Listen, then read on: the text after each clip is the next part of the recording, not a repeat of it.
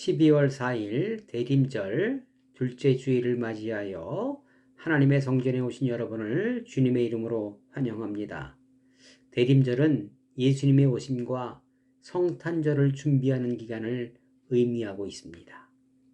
이 기간은 성탄절 전의 4주입니다. 생일을 맞은 지인에게 정성의 선물을 준비하는 것과 같이 예수님의 탄생을 맞이하여 나는 어떠한 선물을 준비하고 어떠한 마음으로 예수님의 탄생을 맞이할까라는 의미에서 도전받아 보겠습니다. 기도하시겠습니다.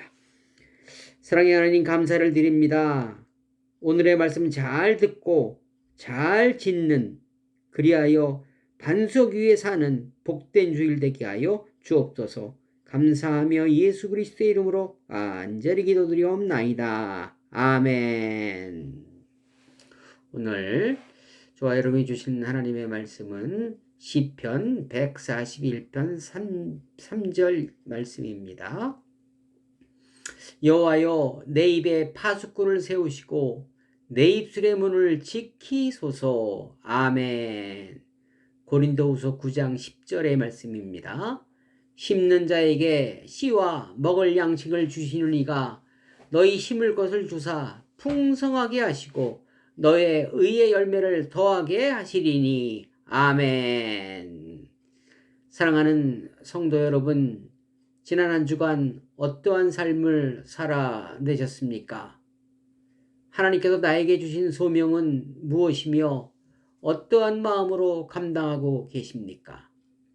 세상의 모든 일은 하나님의 일입니다. 나에게 맡기신 소명 절대로 작은 것이 아닙니다. 내가 감당하지 않으면 하나님의 마음이 하나님의 마음을 불편하게 하는 것입니다. 결코 작은 일이 아니기에 모든 일 주님께 하듯 최선 다하시기를 주님의 이름으로 간절히 부탁을 드리겠습니다. 아멘. 옛날 그 조선시대 또 그 전에라도 높은 산마다 이 봉화대가 있었지요. 어떤 위급한 일이 일어나면 그 소식을 알리는 역할을 감당했습니다. 이 봉화대를 지키고 있는 사람이 파수꾼이 정확히 전달했는데 내가 알아듣지 못했다면 그것은 누구 책임일까요? 그것은 전적으로 내 책임입니다. 내 죄로 내가 심판을 받게 되는 것입니다. 우리 주변에는 하나님이 보내신 파수꾼이 많이 있습니다. 성경, 말씀이 파수꾼이며 이웃이, 가정이, 그리고 나 자신에게도 하나님이 보내신 파수꾼들이 시시때때로 상황을 전달하고 있습니다. 잘 알아들으셔야 합니다. 그래야 대비하실 수 있습니다. 얼마나 잘 듣고 대비하고 계십니까? 하나님께서 보내주신 첫 번째 파수꾼은 입의 파수꾼이 항상 말하고 있습니다. 항아리에서 쏟아진 물을 담을 수 없듯이 말은 한 번 하면 결코 되돌릴 수 없습니다. 그러기에 항상 말조심을 해야 합니다. 전도서 5장 5절에 보니까 서운하고 갚지 아니하는 것보다 서운하지 아니하는 것이 더 나으니, 이렇게 말씀하십니다. 그만큼 말할 때 또 조심해야 한다고 얘기하고 있는 것이지요. 말을 잘못하여 어려움을 겪는 사람들이 참 많이 있습니다. 베드로도 장담하다가 눈물 흘렸지 않습니까? 말을 함부로 하는 사람들을 여러분들도 많이 보셨을 것입니다. 말 많은 사람들, 그런 사람들 여러분은 어떻게 생각하십니까? 신뢰가 가십니까? 그리고 말은 직위가 높은 사람일수록, 직위가 높으면 높을수록 조심도 조심해야 합니다. 그분의 말 한마디로 많은 사람이 상처를 받을 수 있기 때문에 그렇습니다. 그런데 말이 조심한다고 되는 것은 아닙니다. 말은 그 사람이 생각하고 있는 마음속에 있는 것을 그대로 표현하는 것이기에 말하는 것을 보면 그 사람을 알 수 있습니다. 그러기에 시편 기자도 본문에 내 입술에 파수꾼을 세워달라고 기도하고 있습니다. 해서는 안 될 말과 해야 할 말을 정확히 구분하여 실행한다면 좋으련만 우리는 그렇지 못합니다. 그러나 이것을 지키는 사람이 지혜자이지요. 입술의 파수꾼은 자신의 입으로 말한 것으로 크든 적든 어려움을 겪는다면 그 어려움이 하나님께서 보내신 파수꾼일 것입니다. 어려움을 당함으로 고난을 당함으로 말미암아 내 죄를 그쳤다는 기자의 말씀처럼 어려움을 당함으로 말미암아 내가 말 조심해야 되겠구나 라는 것을 조금씩 알아차리면서 고칠 수 있기 때문에 그렇습니다. 야고보서 1장 20절에 보니까 사람이 성내는 것이 하나님의 의를 이루지 못한다고 얘기합니다. 여러분 어떨 때 말 실수를 많이 하게 됩니까? 화가 났을 때, 어떤 사건으로 말미암아 마음이 조급할 때, 급할 때, 또 말을 많이 할 때 말의 실수가 많게 되지요. 어느 목사님이 평소에 목회를 참 잘하셨는데 그분의 특기는 한 분기마다 한 번 정도, 3, 4개월에 한 번 정도 성도들의 마음을 뒤집어 놓는다고 합니다. 막 승질을 내시면서 화를 내시면서 다다다다다 하면서 자신이 할 말 다 있다고 생각하나 듣는 사람들은 마음이 아닐 것입니다. 얼마 지나지 않아 자신의 잘못을 알고 후회하나 성도들의 마음을 돌리는데 몇 개월이 걸리고 공든탑이 무너지는 것을 많이 보았습니다. 이렇게 얘기를 하니까 꼭 제 얘기하는 것 같습니다. 지금은 많이 고쳐졌다고 합니다. 여러분, 탑을 쌓으려면 시간이 걸립니다. 하루아침에 되지 않습니다. 그런데 탑이 무너질 때는 오래 걸리지 않더라고요. 와르르르르. 하나님이 보내신 내 입술의 파수꾼의 말에 귀를 잘 기울이시기를 주님의 이름으로 부탁을 드리겠습니다. 둘째로 재정의 파수꾼입니다. 성경에 가장 많이 나오는 비유가 돈에 관한 비유이지요. 돈을 이야기하면 그만큼 잘 알아듣고 확실히 각인되기 때문입니다. 재정의 파수꾼이 저와 여러분에게 말하는 것은 구분하라는 것입니다. 먹을 양식과 심을 씨앗을 그리고 용도에 맞는 재정 집행에 대하여 경고하고 있는 것입니다. 한동대학교 초대 총장이셨던 김영길 총장님이 재판에 회부되어 큰 곤욕을 치루었습니다. 그 제목이 무엇이었을까요? 유용이었습니다. 유용은 무엇일까요? 건축비를 가지고 도서 구입비로 사용했다면 그게 유용입니다. 건축비는 건축비로, 도서 구입은 도서 구입비로 집행해야 하는 것이나 우리는 또 그분도 총액만 맞으면 별 문제 없다고 생각하지요. 그분도 그렇게 사용하셨기에 재판에 회부된 것입니다. 목적 헌금은 목적대로 사용해야 다른 것에 먼저 사용하고 재정이 들어오면 그것으로 돌려막으면 되는 것이 아니라는 것입니다. 레위기에 성물에 관한 죄를 속죄하는 것이 속건제라고 기록하고 있습니다.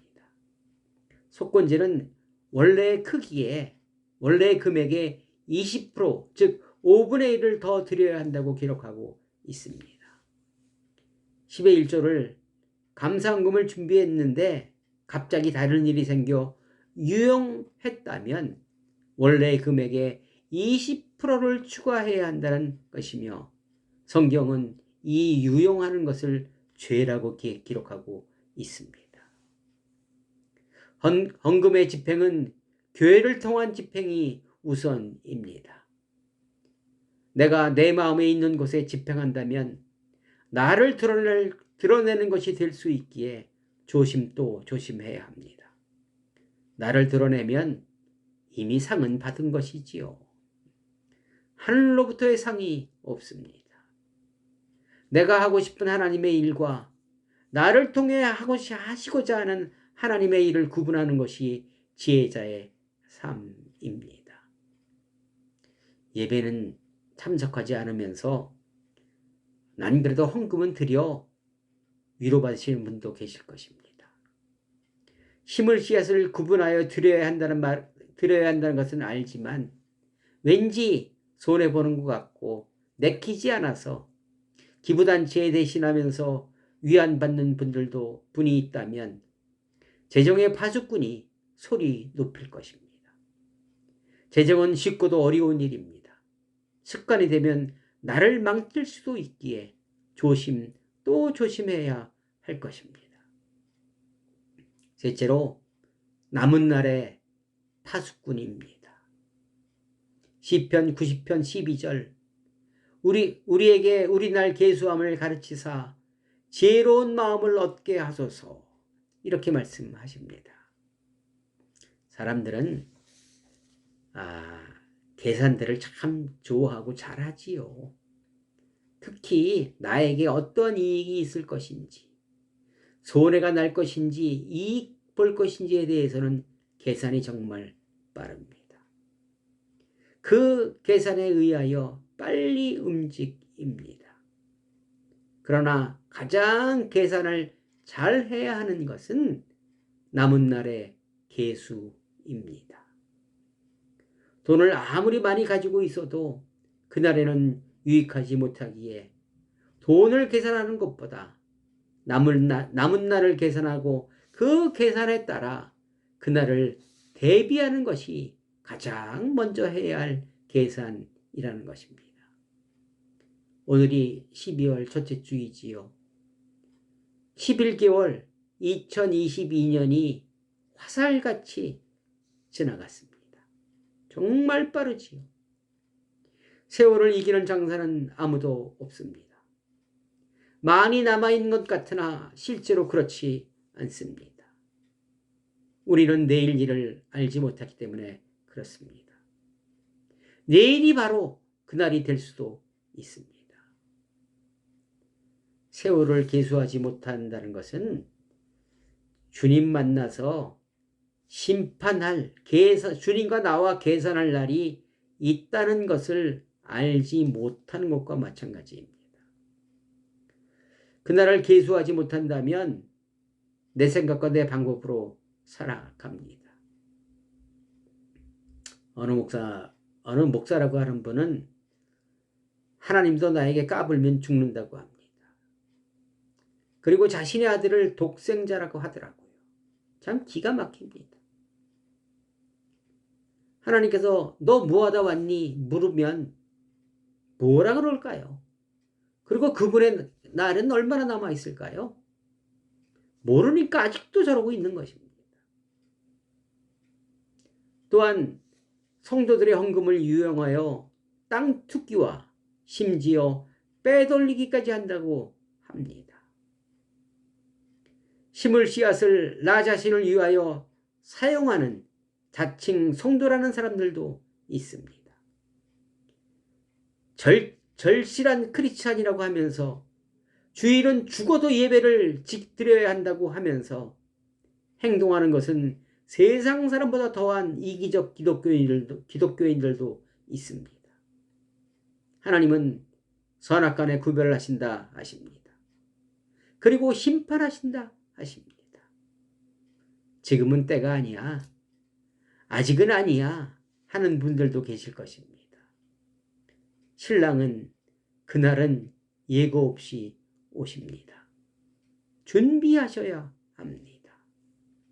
디모데전서 4장 2절 자기 양심이 화인을 맞아서 외식함으로 거짓말하는 자들이라 이렇게 말씀하고 있습니다.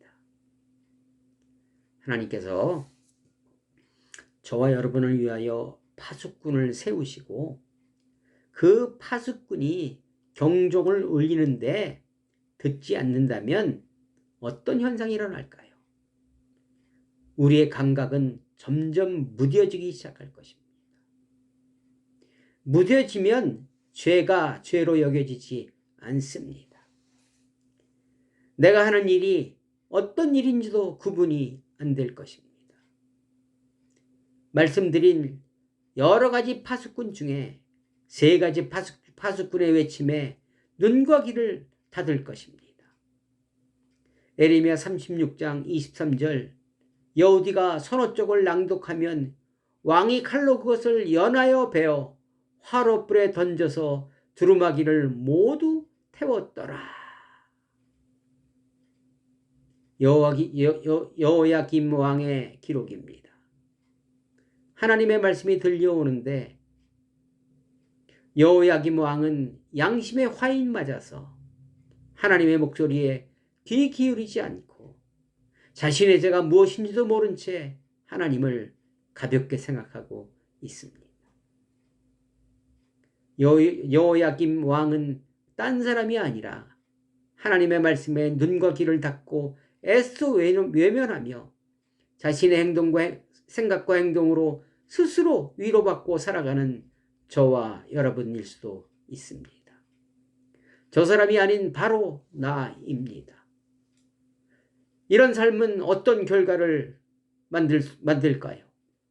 어떤 성적표를 받을 수 있나요? 잠언 29장 1절 자주 책망을 받으면서도 목이 곧은 사람은 갑자기 패망을 당하고 피하지 못하리라 경고하고 계십니다. 사랑하는 성도 여러분, 여러분은 파수꾼의 소리가 들리십니까? 어떤 파수꾼의 소리가 들리십니까? 이 정도는 괜찮을 거야. 나 정도는 괜찮아. 사람 잡습니다.